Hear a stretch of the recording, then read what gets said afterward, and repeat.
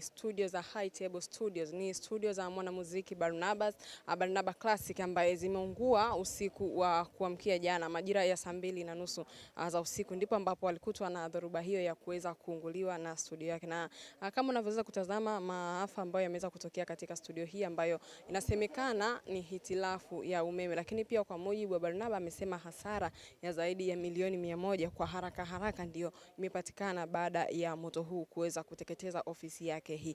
Sisi tunaendelea kutazama yote ambayo yanaendelea kutokea hapa, na pia endelea kutazama ST Bongo, tunakuletea vyote ambavyo tutaenda kuonesha nje ya eneo hili. Kidogo.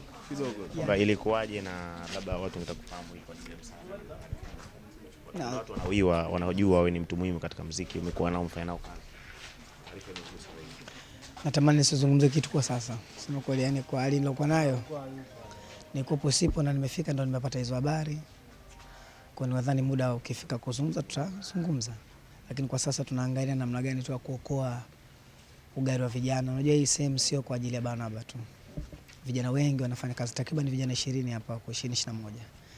Na tukichanganya na timu za watu wa bendi takriban 40. Kwa hiyo kuna muda utafika rasmi tutazungumza.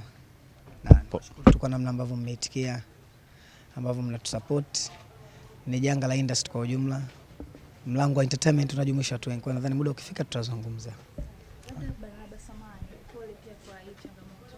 Umesema ni si muda mrefu sana umefanya ukarabati katika studio hizi. Labda ulitumia kiasi gani au labda hasara kiasi gani kwa haraka? Muda ukifika tutazungumza. Naomba kwa sasa niwashukuru kwa kweli, kusema kweli.